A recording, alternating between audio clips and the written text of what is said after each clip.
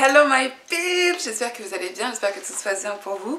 Donc on va faire une petite vidéo quick rapide qui est un sujet que je voulais vraiment aborder parce que je trouve ça super important. Ok, en fait je voulais vous parler des différents types d'intelligence parce qu'aujourd'hui on a tendance à penser que être intelligent c'est se tenir d'une façon, communiquer d'une certaine façon, exercer un certain type de métier et ce genre de choses là, alors que en fait l'intelligence c'est un talent. C'est-à-dire que je vais me baser en fait sur les 9 types d'intelligence d'Howard Gardner. Donc en fait Howard Gardner a résumé l'intelligence en 9 différents sets de compétences. Désolée, j'ai fait des petits réglages sur ma vidéo parce que là la lumière c'est plus possible. Il faut que je change mes heures pour faire mes vidéos parce que là c'est plus possible. Ok. Donc la première intelligence en fait c'est l'intelligence naturaliste, c'est-à-dire les personnes qui sont, vous pouvez les mettre mais n'importe où, dans n'importe quel milieu, dans n'importe quel lieu, avec rien, genre koh Lanta, ben, en fait ce sont les gens qui vont créer des outils, qui vont créer un abri, qui vont comprendre où trouver, comment pêcher, ce genre de choses-là, qui vont savoir ce qui est comestible et non comestible, qui vont pouvoir faire du feu seuls, qui vont pouvoir se reconnaître, qui vont voilà, qui vont développer en fait des instincts primitifs que beaucoup d'entre nous ont perdus. C'est-à-dire qu'aujourd'hui, en fait, pour être honnête, on vit tellement dans une société où on va au supermarché pour acheter à manger qu'on oublie que en fait, on pourrait nous mettre n'importe où, la plupart d'entre nous, on meurt. Parce qu'on ne saurait pas comment se débrouiller pour faire ça, ça, ça et ça. Et donc, en fait, il y a des gens qui ont cette capacité-là, qui peuvent reconnaître les plantes, qui peuvent les mémoriser, qui ont vraiment... qui sont vraiment conscients, en fait, du monde organique qui les entoure. Et ça, c'est une intelligence, c'est l'intelligence de survie. C'est-à-dire, c'est des gens qui peuvent survivre dans n'importe quel environnement. Intelligence mathématique. Alors l'intelligence mathématique, c'est vraiment, vous savez, les personnes qui ont une facilité impressionnante avec les nombres. C'est-à-dire que non seulement ils peuvent mémoriser des suites de nombres de fous, mais qui en plus peuvent retenir les dates sans aucun problème, les numéros de téléphone sans aucun problème, qui peuvent multiplier des trucs de fous juste en visionnant en fait une opération, quantifier des données qui peuvent... c'est vraiment ultra impressionnant.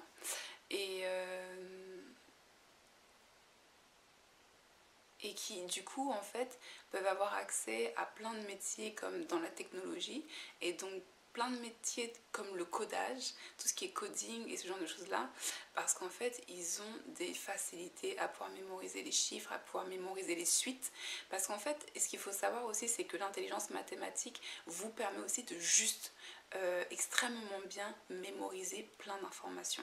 C'est-à-dire que ça ne s'arrête pas forcément aux chiffres, ça peut être aussi des mots, ça peut être aussi des suites de couleurs, ça peut être aussi plein d'autres choses. Et en fait, ce sont des gens qui travaillent souvent avec les nombres. C'est pour ça que c'est une des intelligences les plus reconnues, parce qu'à partir du moment où vous pouvez calculer facilement, en fait, il y a plein d'autres talents en fait qui s'ouvrent à vous. Alors, l'intelligence musicale. Donc l'intelligence musicale, il faut savoir, moi je le sais depuis très longtemps, mais par exemple quand je regarde mes vidéos de rap, je me dis oh là là my god. Vous voyez ce que je veux dire, c'est ça demande vraiment aussi beaucoup de talent et beaucoup de travail pour avoir une ouïe perfectionnée, pour pouvoir chanter juste, quel que soit le rythme, pour pouvoir, pour pouvoir mémoriser facilement beaucoup de musique avec les paroles, pour pouvoir se souvenir... oui, des mélodies pour pouvoir les rejouer. Vous savez, il y a des gens... moi, j'ai un frère qui joue de la guitare. Quand je me suis acheté mon alto, quand je me suis acheté mon alto, je lui ai joué un petit... non, je crois que je n'ai pas joué pour lui, mais j'ai sorti mon alto et il a essayé. La première chose qu'il a fait, c'est avec l'alto pouvoir reconnaître les notes pour pouvoir jouer des morceaux qu'il jouait en guitare. Voilà. Ça, c'est une intelligence. Ça se travaille, mais il y a un talent quand même, il y a des facilités qui sont quand même là. L'intelligence dont on parle très peu souvent, c'est l'intelligence spirituelle.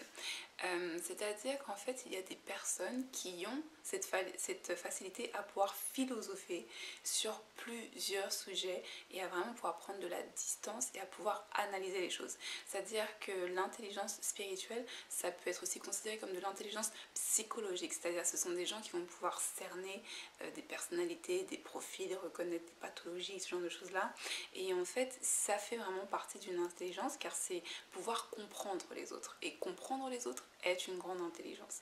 C'est-à-dire ne pas juger ou forcément analyser, mais comprendre. Donc c'est autre chose encore. Et aussi, ce sont des personnes qui ont la faculté à pouvoir enseigner facilement des choses qui sont ésotériques.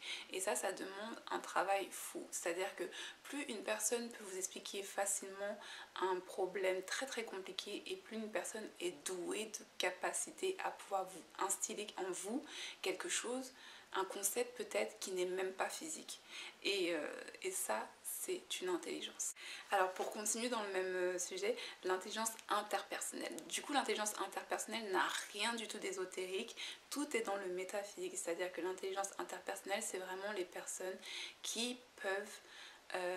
l'intelligence interpersonnelle, souvent les gens qui ont beaucoup de talent là-dedans ont aussi d'autres pathologies comme... il peut y avoir des sociopathes en fait. C'est-à-dire que les sociopathes sont des gens qui sont très forts avec les gens. Tellement forts qu'ils ont deux visages. Et deux visages avec un visage très très laid en fait. Derrière le visage qu'on connaît bien et qu'on aime bien. Et en fait, l'intelligence interpersonnelle, c'est vraiment le fait de pouvoir s'adapter en fait à plusieurs personnes. À tellement pouvoir s'adapter qu'on peut en devenir un caméléon en fait. L'intelligence interpersonnelle, c'est vraiment le fait de pouvoir s'adapter aux gens, de pouvoir être en communication, de savoir bien communiquer, de savoir bien s'exprimer, de savoir bien voilà, communiquer une idée, ce genre de choses-là. Alors, l'intelligence corporelle, c'est-à-dire que bien souvent, pendant très longtemps, je pense que ça a changé, mais pendant très longtemps, on pensait que les sportifs étaient juste des sportifs, c'est-à-dire c'était vraiment un tas de muscles, très peu de matière grise, alors qu'en fait, non. Ce qu'il faut savoir, c'est que pour être un sportif de haut niveau, pour avoir une certaine intelligence corporelle, ça demande un mental. Il n'y a pas beaucoup là qui... Vous voyez ce que je veux dire? Ça demande vraiment un mental de fou. Et en fait, les gens du coup qui sont très très sportifs ont cette capacité à pouvoir dépasser leurs limites, à pouvoir dépasser leurs peurs, à pouvoir dépasser des limitations psychologiques et vraiment à pouvoir donner le meilleur d'eux-mêmes. Et ça fait vraiment partie d'une intelligence. Alors, les intelligences linguistiques. Alors moi j'ai eu une très bonne amie qui elle parlait tellement bien le français que pendant plusieurs mois je pensais qu'elle connaissait Paris. Donc à chaque fois je lui parlais ouais tu sais Paris, Saint-Lazare, Haussmann. Et un jour elle me regarde, elle me fait mais c'est quoi Haussmann? Et je connais pas Saint-Lazare et j'en suis de Paris. Elle me fait mais attends mais je suis jamais partie en France, c'était en Allemagne. Et je fais quoi, t'es jamais partie en France? Elle m'a dit non. Je suis jamais partie en France, mais je suis partie dans une école française. Et en fait, elle, du coup, elle parle allemand couramment, français couramment, anglais couramment, espagnol couramment, grec, parce que c'est une grecque, et du coup, un peu de portugais. Donc en fait, c'était vraiment une personne qui est polyglotte. Et en fait, du coup, ça se ressent aussi dans certains aspects de sa personnalité. Elle a vraiment des facilités à de toute façon absorber l'information. C'est quelqu'un qui est très dans la communication et en fait, l'avantage de pouvoir parler plusieurs langues très très bien, c'est vraiment une intelligence de fou. C'est-à-dire que moi, j'ai tendance à faire du franglais. Autant je me mélange pas dans d'autres langues, autant le français et l'anglais, ça peut devenir le... Mais sinon, dans les autres langues, c'est assez clair, mais j'ai pas cette souplesse d'esprit de pouvoir être 100% en anglais là, 100% en français là, et vraiment bien compartimentaliser ou bien séparer les deux langues en fait. Moi j'ai tendance à ne faire qu'un avec tout ça, donc voilà. Et donc ça permet aussi à ces personnes d'avoir un vocabulaire extrêmement développé, et ce qui est assez hallucinant en fait, c'est que ces personnes ont tellement de facilité en fait dans ces langues là que même les fautes d'orthographe ils n'en font pas. Moi cette copine là, elle me corrige aussi bien en français qu'en anglais sans problème. Mais c'est hallucinant en fait, c'est vraiment une... Alors, la huitième intelligence, Ouais, c'est ça, la 8e intelligence, c'est l'intelligence intrapersonnelle. Intrapersonnelle, c'est l'intelligence à son corps, à soi-même, à ses sensations. Donc en fait, c'est vraiment les personnes qui sont intuitives. Il faut savoir que l'intuition est une intelligence. C'est-à-dire qu'il y a plein de gens qui vont penser, qui pensent savoir quelque chose, qui vont blablater, et en fait, coup sur coup, sur coup, sur coup, sur coup, sur coup, anyway. Et en fait, l'intelligence interpersonnelle, en fait, elle vous permet de faire de l'introspection, de la rétrospection, du travail sur soi. Et ça demande beaucoup d'efforts. Et ça fait partie d'une intelligence. Pourquoi? Parce qu'il y a beaucoup de personnes qui ne veulent pas travailler sur elles ou qui ne peuvent pas travailler sur elles. Parce que des fois, travailler sur soi, ça demande vraiment de même aller dans les recoins qu'on n'a pas forcément envie de travailler.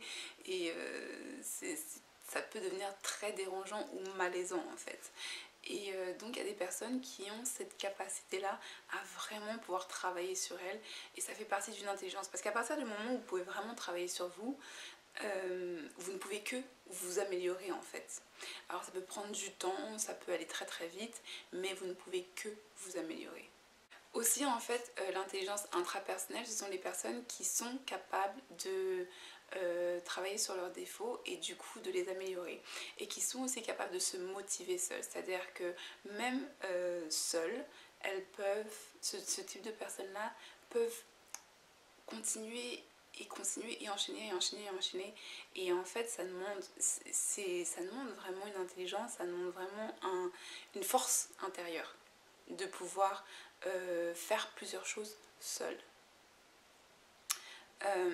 C'est pas forcément le meilleur truc, je pousse pas du tout les gens à faire ça, c'est pas forcément le meilleur truc, mais ça demande une certaine force et une certaine intelligence, l'intelligence de soi.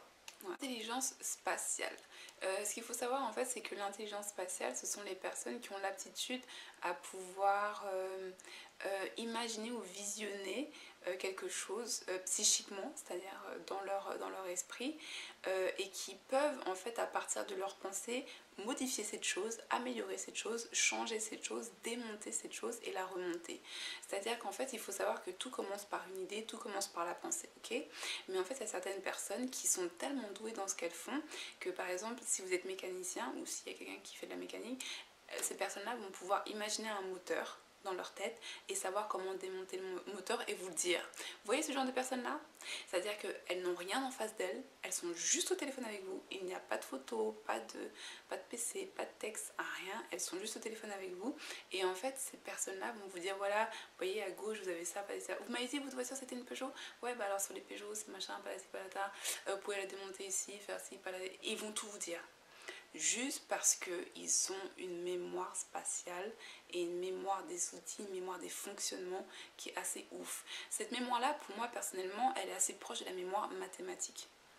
C'est-à-dire que les gens qui ont une mémoire mathématique ont aussi ce genre d'aptitude-là. C'est-à-dire qu'ils ont des facilités à avoir ce genre d'aptitude-là. Ce sont les personnes qui ne se perdent pas quand elles vont dans des villes. Elles ne se perdent pas, elles ont une espèce de carte des endroits où elles sont.